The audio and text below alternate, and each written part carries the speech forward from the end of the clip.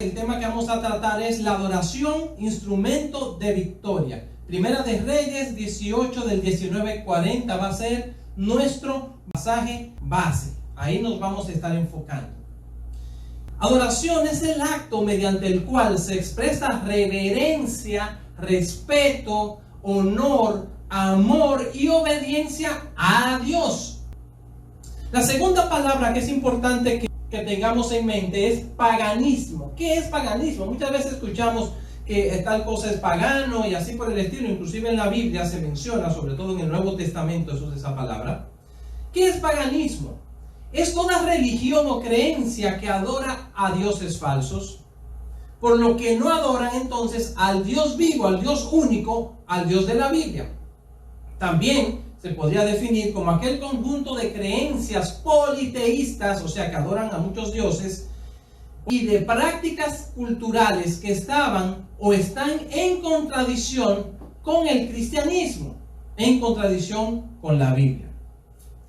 La tercera palabra a tener en cuenta es idolatría. Idolatría es el acto de adoración a un sujeto u objeto que sustituye a Dios, o sea que se le da el lugar del Dios verdadero. El sujeto puede ser una persona, o sea un ser humano, como el caso de la costumbre primitiva de adorar como a un dios al líder, al faraón, en el caso de Egipto, o al César, o sea al emperador romano.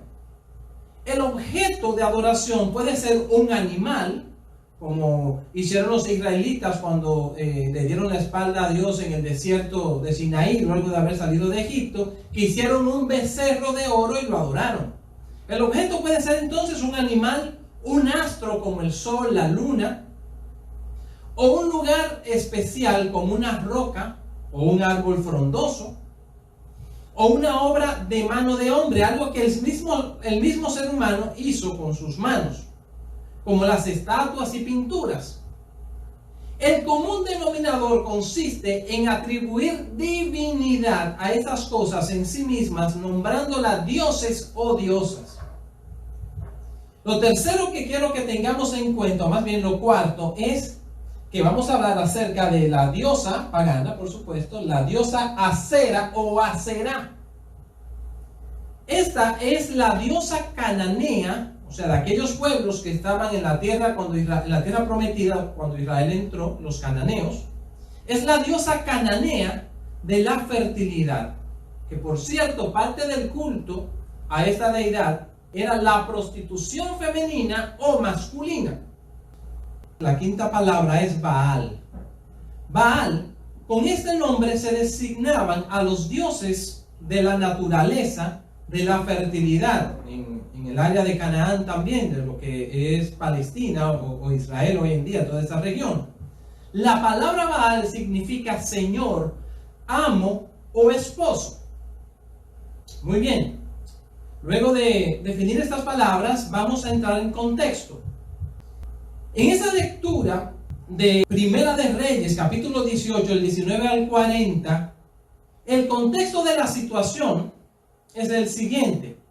Resulta ser que el pueblo de Israel se había apartado de los caminos del Señor y se dedicó a la adoración pagana de un dios llamado Baal, o sea, un falso dios, y la diosa Acera o Aserá. Puede decir de las dos maneras. Elías Tisbita, un siervo de Dios, un profeta del Señor israelita, Elías Tisbita, al ver la gravedad de la situación espiritual de su nación, se levanta como un hombre de fe. Dios escucha la oración de este hombre y como resultado de la misma, no llueve en todo el territorio de Israel por 3 años y medio. Imagínense, eso fue una catástrofe para Israel, que no lloviera durante 3 años y medio. Elías oró para que sucediera eso y Dios le concedió esa petición, como nos dice Primera de Reyes 18:1.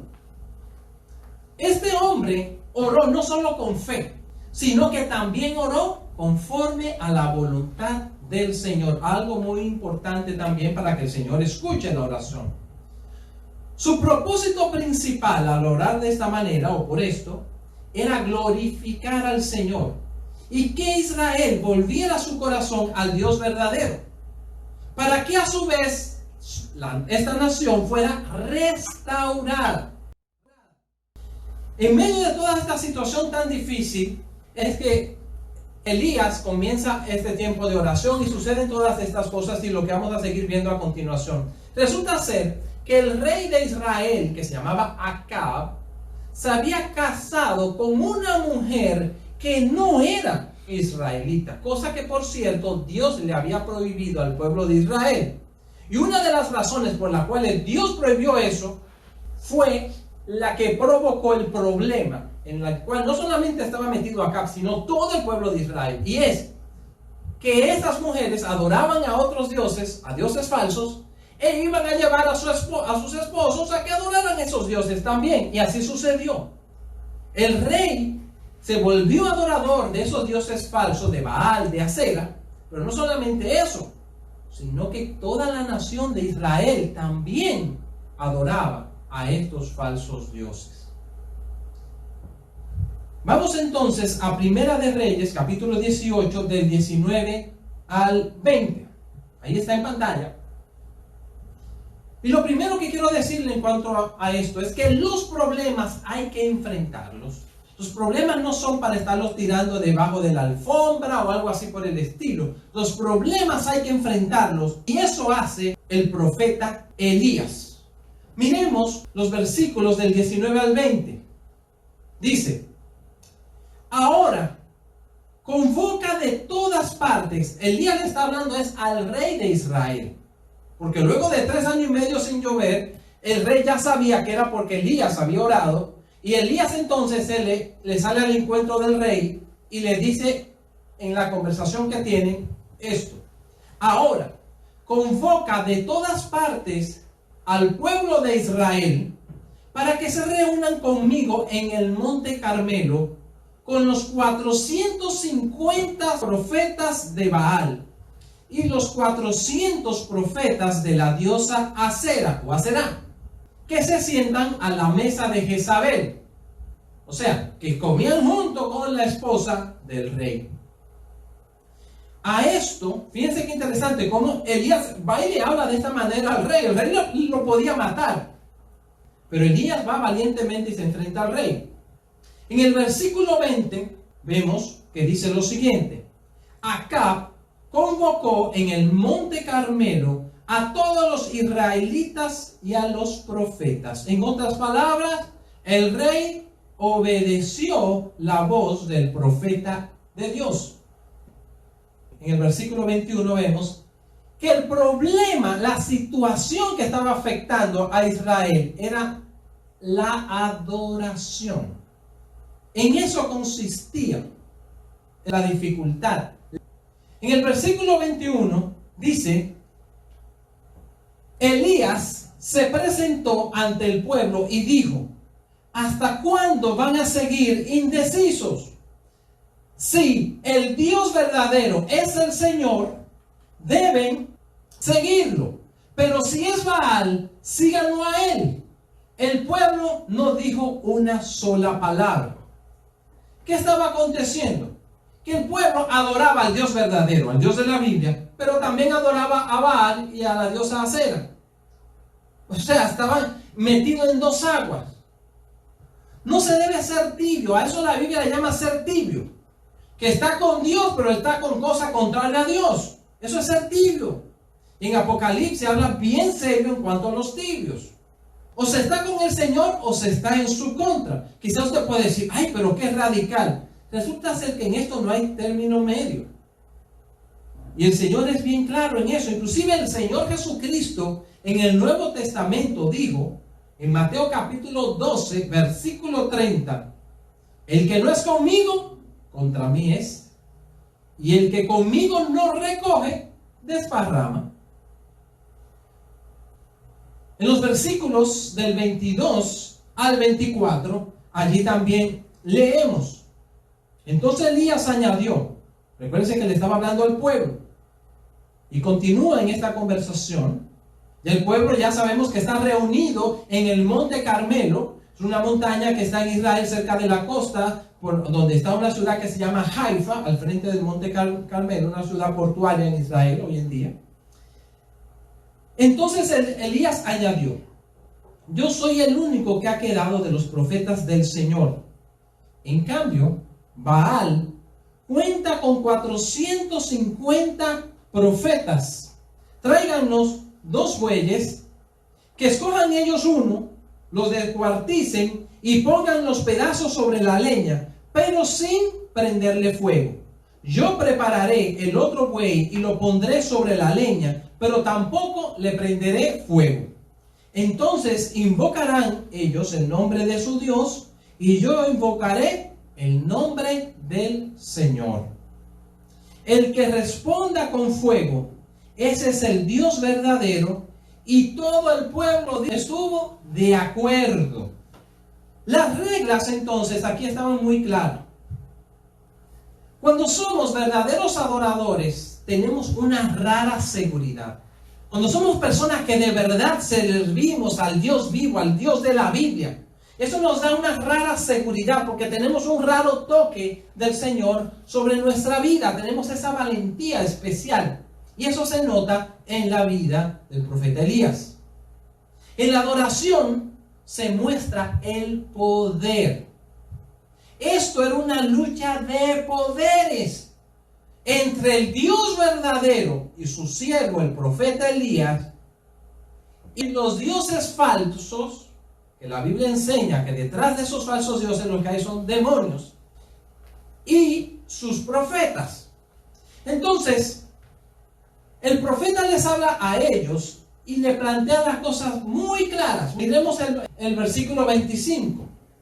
Entonces Elías les dijo a los profetas de Baal: ya que ustedes son tantos, escojan uno de los bueyes y prepárenlo primero, invoquen luego el nombre de su Dios, pero no prendan fuego. Sencillamente ya se había dicho que el asunto era que ellos tenían que tomar un animal, un buey, sacrificarlo, matarlo, cortarlo en pedazos y ponerlo en un altar, como se usaba en el Antiguo Testamento.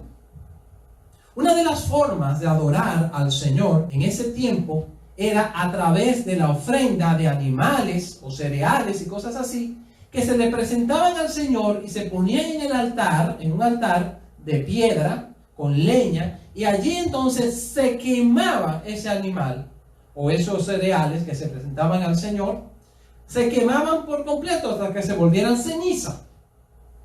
Eso, por cierto, esos animales que eran sacrificados era un símbolo de la obra que luego Jesucristo iba a hacer en la cruz, el cual murió derramando su vida, derramando su sangre por completo en la cruz. Recordemos que esa es una de las razones por las cuales a Jesucristo se le dijo, Juan el Bautista le dijo: he ahí el Cordero de Dios que quita el pecado del mundo. Así se refirió Juan el Bautista con relación al Señor Jesús. Entonces se presentaban estos animales y el objetivo era allí que no se le pusiera fuego al animal, porque el Dios que fuera realmente verdadero iba a hacer que del cielo descendiera fuego y encendiera la leña para que se consumiera la carne ya del animal sacrificado que estaba en el altar. Elías entonces le dio la prioridad a los profetas de Baal para que comenzaran a clamar a sus dioses, a su Dios. Esta ofrenda que se presentaba allí y que se quemaba era un tipo de adoración, porque se hacía en adoración. Por ejemplo, al Dios verdadero se le presentaban esas ofrendas en adoración y alabanza al Señor. O sea que allí lo que se está teniendo es un tiempo de alabanza. Esta guerra espiritual que se está dando es a través de la alabanza y de la adoración. Es algo sumamente importante cada vez que adoramos y exaltamos a nuestro Dios. Sigamos avanzando y miremos ahora del versículo 26 hasta el versículo 29, lo que acontece. Los profetas de Baal tomaron el buey que les dieron y lo prepararon e invocaron el nombre de su Dios desde la mañana hasta el mediodía, clamándole a Baal, y decían: Baal, respóndenos, gritaban, mientras daban brincos alrededor del altar que habían hecho. Pero no se escuchó nada, pues nadie les respondió. Al mediodía, Elías comenzó a burlarse de ellos, claro, porque su Dios no le contestaba. Y les decía: griten más fuerte, seguro que es un Dios, pero tal vez está meditando, o esté ocupado de viaje, o a lo mejor se ha quedado dormido y hay que despertarlo. Comenzaron entonces a gritar más fuerte, y como era su costumbre, se cortaron, dice la palabra de Dios, que se cortaron con cuchillos, se sajaban, se hacían heridas en la piel, en la carne, hasta que se bañaban en sangre. Pasó el mediodía y siguieron en ese trance hasta la hora del sacrificio vespertino, o sea, el sacrificio de la tarde. ¿A qué sacrificio se refiere? Se refiere a que en el pueblo de Israel, para adorar a nuestro Dios, se presentaban unos sacrificios matutinos de animales. Y en la tarde habían sacrificios. Y resulta ser que ese sacrificio era a las 3 de la tarde que se hacía. Y haciendo una comparación, un paréntesis, recuerde que el Señor Jesucristo murió ¿a qué horas? A las 3 de la tarde, a la hora del sacrificio vespertino. La muerte del Señor Jesucristo es un cumplimiento a muchísimas de las profecías del Antiguo Testamento, tanto profecías en palabras como profecías que estaban a través de diferentes símbolos en el Antiguo Pacto. Sigamos entonces mirando. A la hora del sacrificio vespertino, ya estamos ubicados que es a las 3 de la tarde, sucede lo siguiente, dice: pero no se escuchó nada, pues nadie respondió ni prestó atención. En otras palabras, ni Baal ni Acera aparecieron por allí y no hicieron absolutamente nada. Como les decía hace un momento, esta adoración que hacían estos profetas paganos eran a los dioses Baal y Acera, pero detrás de esos dioses, ¿a quién era realmente que estaban adorando? Pues a Satanás y a sus demonios. Satanás no ama a nadie. Satanás no es fiel. Satanás, aunque es poderoso y es más poderoso que los seres humanos, él no es más poderoso que Dios. Por eso, cuando un cristiano está lleno del Espíritu Santo, Satanás más bien sale corriendo. Fíjense que cómo adoraban a esos dioses falsos, esos profetas, que se sajaban, se cortaban, se herían con cuchillos, con puñales, utilizaban diferentes herramientas para herirse el cuerpo. Al Dios nuestro, el Dios de la Biblia, Dios es un Dios de amor. Dios no quiere ese tipo de sacrificio. Dios no quiere que nosotros nos maltratemos. Dios nos ama tanto que Él llevó el maltrato que nos correspondía a nosotros, el castigo por nosotros ser pecadores, lo llevó Él mismo. Él se hizo hombre y murió en la cruz hace casi 2000 años, tomando el lugar nuestro.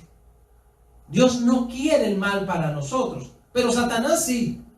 Por eso estos adoradores de esos demonios de Satanás, de Baal y Acera, se herían y se maltrataban, porque eso es lo que glorifica al enemigo. Él no ama absolutamente a nadie, como veíamos en el versículo 28. Seguimos avanzando en esta porción bíblica de Primera de Reyes 18 y ahora llegamos al versículo 30.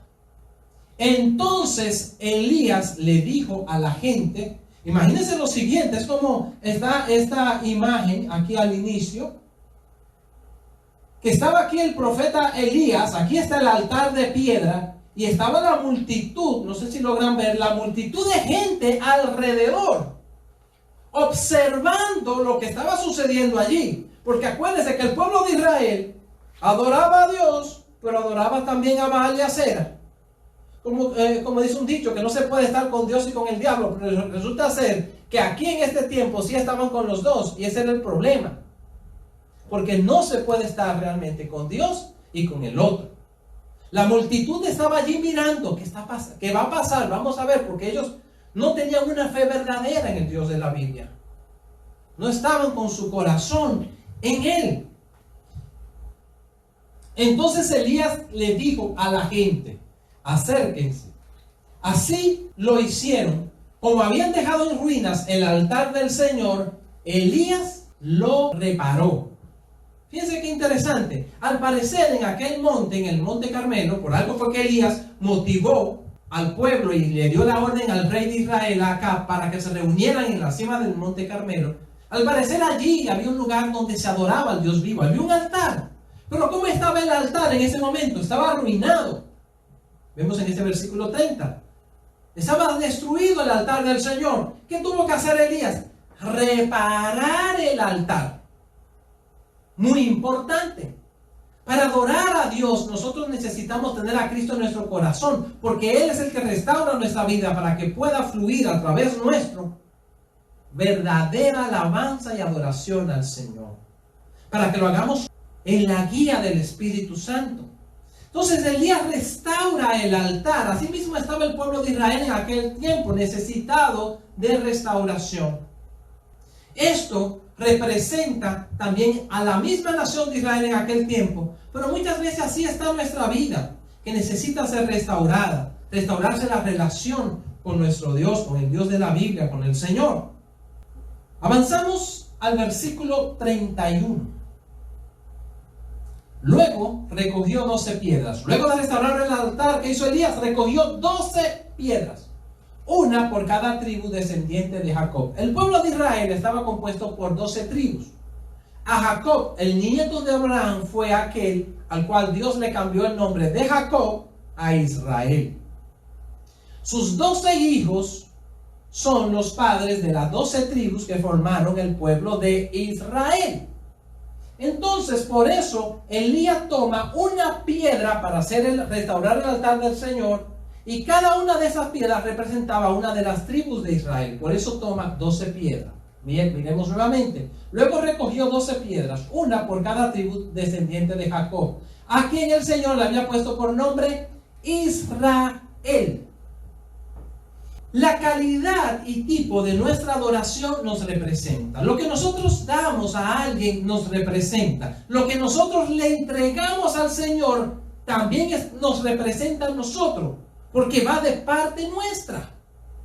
Elías entonces restaura allí el altar, pero pone en representación de Israel, de manera profética, cada una de esas piedras.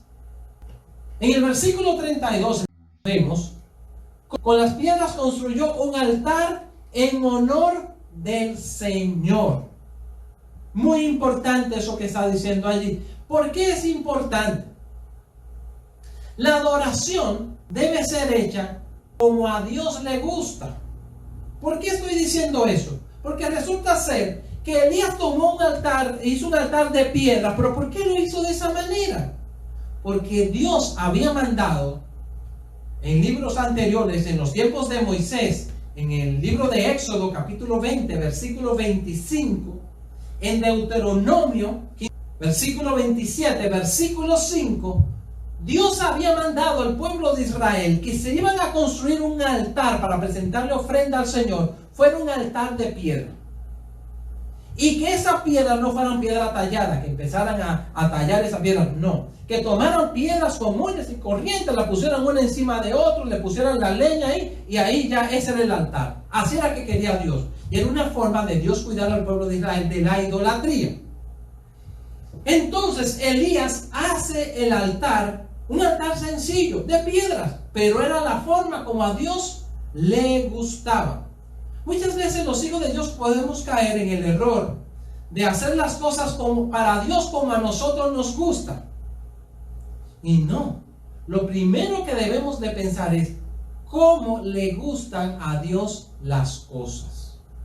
Si yo quiero agradar a alguien, yo debo averiguar qué es lo que le agrada, qué es lo que le gusta a esa persona. No vaya a ser que yo le compre un cake, un bizcocho, como usted le llame, de chocolate a una persona sin averiguar nada acerca de cómo esa persona, etc. Y cuando vengo a ver que le llevo con gozo, alegría y amor ese cake a esa persona, y esa persona, ay, sí, muchas gracias, ay, cuánto, agradezco tu cariño, tu muestra de amor, pero uno ve como que hay algo raro y le pregunta, ¿qué le pasa? ¿No le gustó el regalo? Y la persona, uno insiste preguntando, le dice, bueno, Le tengo que decir la verdad, ya que usted está preguntando. Es que yo soy alérgico al chocolate. El chocolate me hace daño, pero yo le agradezco. Entonces la persona que le lleva regalo se siente mal. ¿Pero por qué sucede eso? Porque no averiguó antes. No averiguó. Nosotros debemos aprender qué le gusta a Dios, qué le agrada al Señor.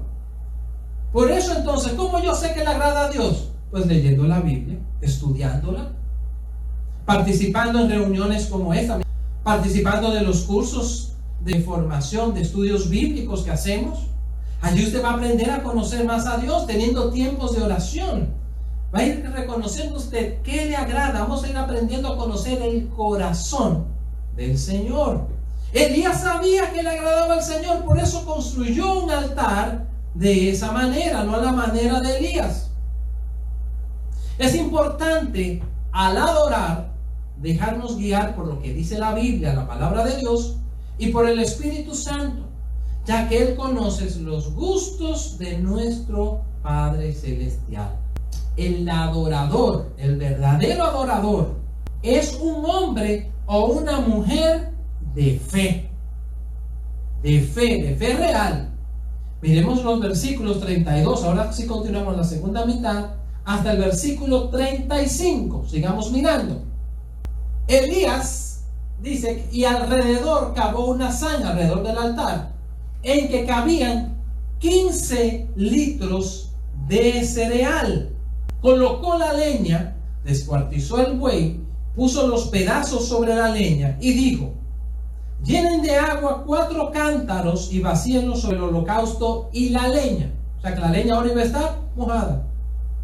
Luego dijo: vuelvan a hacerlo. Y así lo hicieron.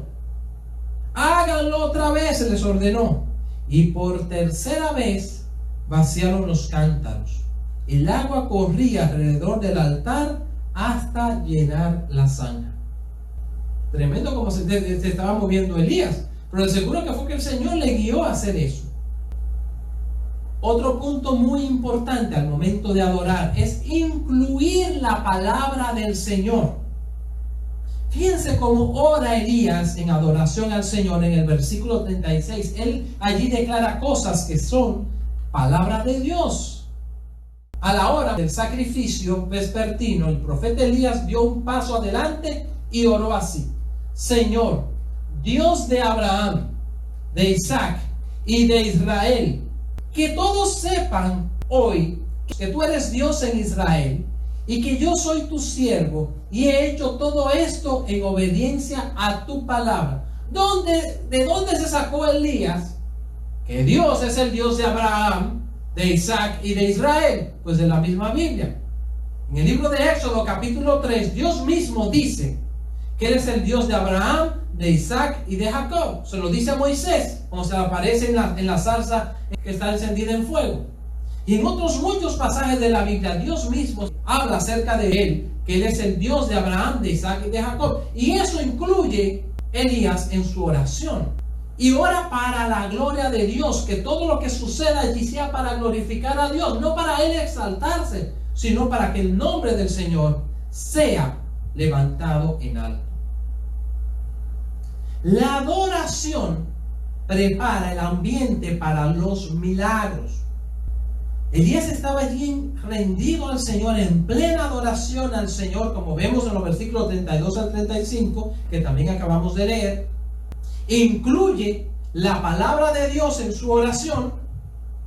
En el versículo 37 vemos que él busca la gloria de Dios y no la nuestra, aunque también el 36 habla acerca de eso y le dice al Señor: respóndeme, Señor, respóndeme, para que esta gente reconozca que tú, Señor, eres Dios y que estás convirtiéndoles el corazón a ti.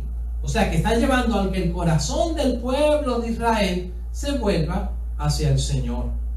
Qué manera más hermosa de Elías actuar, haciéndolo para que Dios sea glorificado, para que esa gloria del Señor se manifieste también en la restauración de su pueblo, de su nación. El verdadero adorador y hombre de fe adora antes de ver los milagros. Hay algunos que alaban a Dios después que ha sucedido un milagro. Gloria a Dios, está bien. Pero aquellos que son de una fe superior, adoran a Dios y dan gracias por el milagro aún antes de que acontezca. Porque están confiados en Él. Saben que es de Dios lo que están haciendo porque se han dejado guiar por el Señor y su palabra. Miremos los versículos 38 y 39. En ese momento, recordemos que Elías está orando. En ese momento cayó fuego del Señor. O sea, descendió del cielo el fuego y quemó el holocausto, la leña, las piedras y el suelo, y hasta lamió el agua de la zanja. Cuando vieron esto, todos se postraron y exclamaron: ¡El Señor es Dios! ¡El Señor es Dios! Ahí sí volvieron su corazón a Dios y clamaron al Dios de verdad y declararon: ¡Este es el Dios verdadero! El Dios de Abraham, de Isaac y de Jacob. El Dios de la Biblia, ese es el Dios verdadero. Me imagino que estarían hasta asustados. Dirían: wow, ¿será que me pasa eso mismo a mí? Porque ellos sabían que habían actuado mal. Al adorar, nosotros somos investidos, o sea, revestidos de poder de lo alto. Cuando adoramos a Dios en verdad, la presencia de Dios nos cubre. No solo es que nos llena, sino que nos cubre al estilo de como dice el Salmo 3. Que allí dice el salmista: tú eres escudo, le dice al Señor, alrededor de mí, mi gloria y el que levanta mi cabeza. Y dice el Salmo 91: caerán a mi lado 1000 y 10,000 a mi diestra, pero a mí no llegará. Habla acerca de eso. Aunque ande en valle de sombra de muerte, no temeré mal alguno, dice el Salmo 23, porque tú estarás conmigo. El que adora a Dios de verdad tiene esa seguridad y ese raro poder del Señor. Y el enemigo no puede tocarnos. El enemigo más bien tiene que huir. Fíjense lo que sucede en el versículo 40. Recordemos que estos hombres, estos falsos profetas, los adoradores y siervos de Baal y de Acera, lo que estaban llevando al pueblo de Israel por un camino contrario al de Dios, donde lo que hay es destrucción y muerte. Mientras que Elías quería llevarle por el camino del Señor, donde hay vida, bendición, salvación. Versículo 40. Luego Elías les ordenó, ¿a quién? Al pueblo de Israel, que se habían dado cuenta quién era el Dios verdadero: agarren a los profetas de Baal, que no escape ninguno. Tan pronto como los agarraron, Elías hizo que los bajaran al arroyo de Quizón y allí los ejecutó. Acabó con todos ellos de una vez. Como dice el dicho, hay que cortar por lo sano. Ahí cortó de una vez Elías con todos esos instrumentos del enemigo. Le motivo a que oremos y que rindamos nuestras vidas al Dios real, al Dios vivo, y que nuestro corazón no esté con un pie aquí y el otro allá, sino que nuestro corazón esté rendido a Dios, al Dios real. Hablemos con Él,